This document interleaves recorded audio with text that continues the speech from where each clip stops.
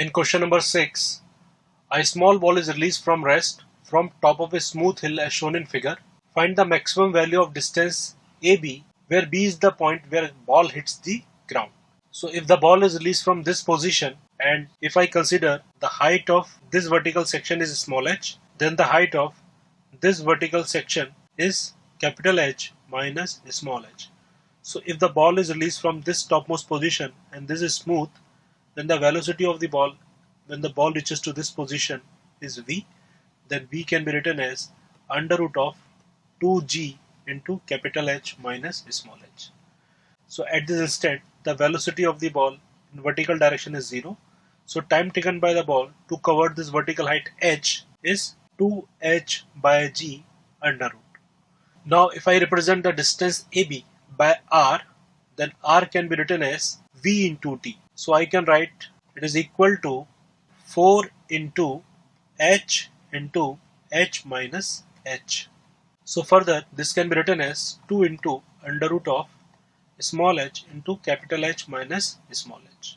Now for this maximum value of r, if I apply the concept of maxima and minima, then point of maxima comes out to be h by 2. So r maximum can be written as 2 into under root h by 2 into h minus h by 2. So h by 2. So on solving, it comes out to be h. So option 1 is the correct answer. So the correct answer for question number 6 is option 1. Let's move to question number 7.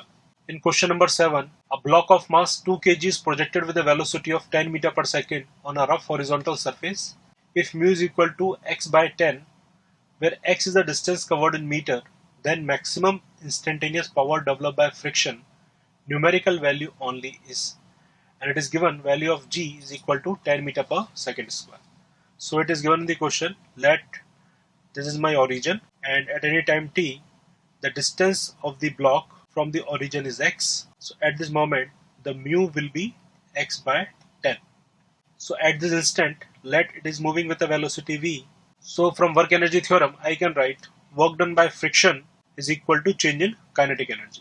So let initial velocity is v naught when it is projected with a velocity of 10 meter per second, and after some time its velocity becomes v. So I can write work done by friction, that is mu x by 10 into mg into dx, and this is the negative work done, and x varies from 0 to x. So this is equal to final kinetic energy minus initial kinetic energy. So I can write half into mass is 2 into v square minus v naught square. So on solving this equation, as the value of g is 10, we can find v comes out to be under root v naught ka square minus x square. Now I have to calculate the numerical value of the instantaneous power. So instantaneous power is equal to friction into v. So friction is x by 10 into mg, that is friction, into v. So value of v is v naught ka square minus x square. So g 10 gets cancelled out. So p is proportional to x into under root of v naught square minus x square. And if I calculate the maximum value of p, the maximum value of p occurs at x equal to v naught by root 2. So if I substitute this data, I get the maximum value, and p maximum comes out to be 2 into v naught by root 2. The value of v naught is 10. So 10 by root 2 into under root of v naught square minus x square. So v naught square minus v naught square by 2 gives v naught square by 2 under root, and that will again gives v naught by root 2. So that is 10 by root 2.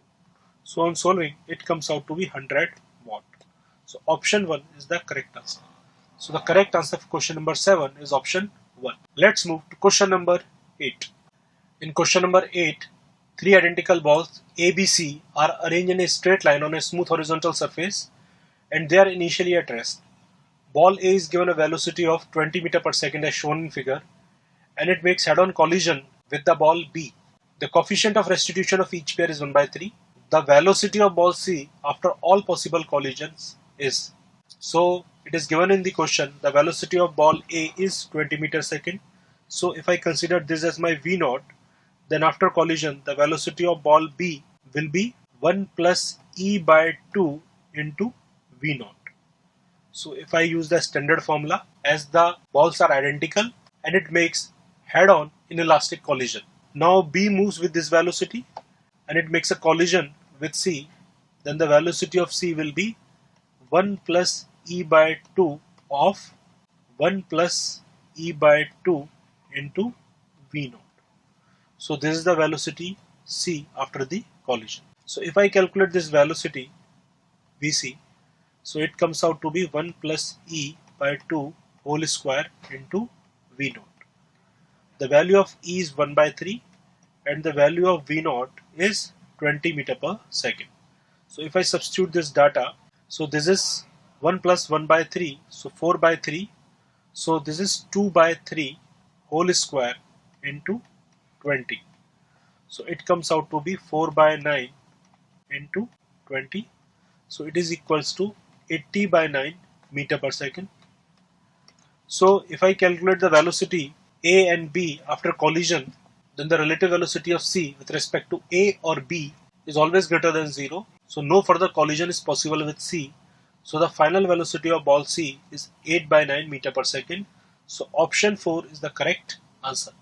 So the correct answer for question number 8 is option 4. Let's move to question number 9. In question number 9, two blocks A and B of masses m and 2m respectively are connected at two ends of an ideal spring of spring constant K as shown in figure. Block A is pressed down by force F and now it is in the state of equilibrium. When the force F is suddenly removed, block B jumps up from the ground.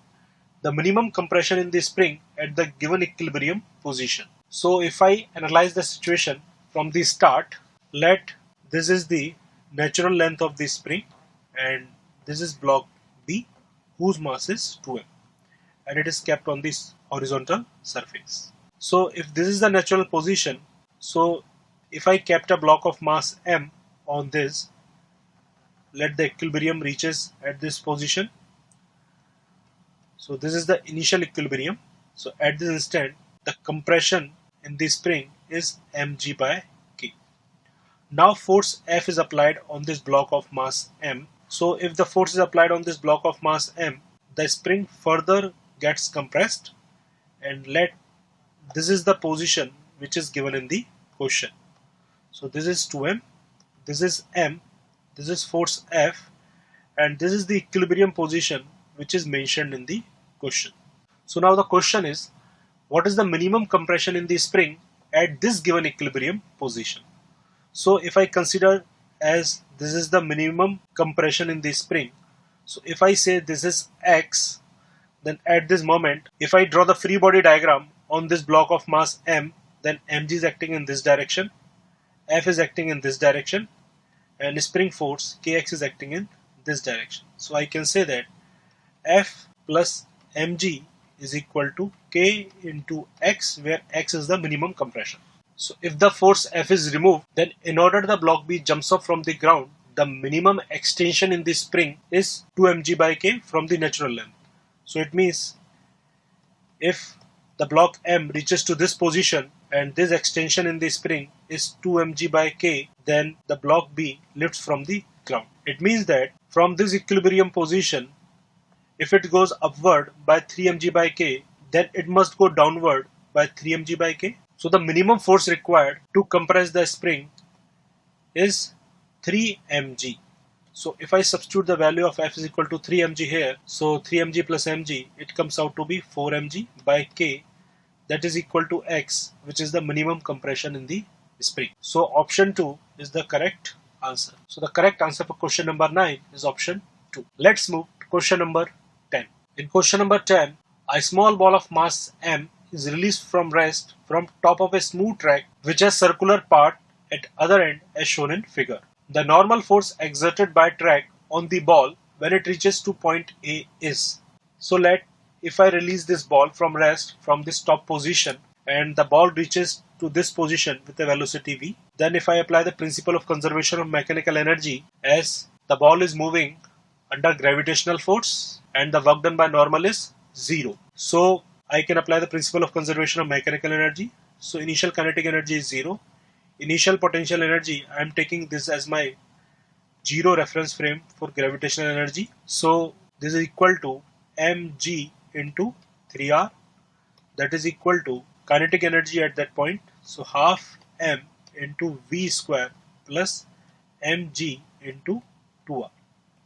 So from here half mv square comes out to be mg into r, or v square comes out to be 2gr.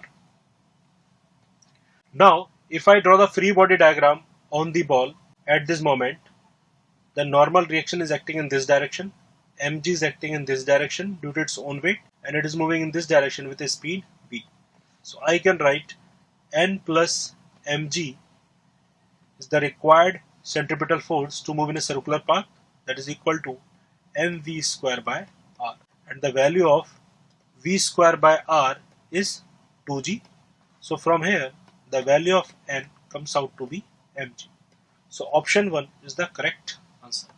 So the correct answer for question number 10 is option 1. Let's move to question number 11.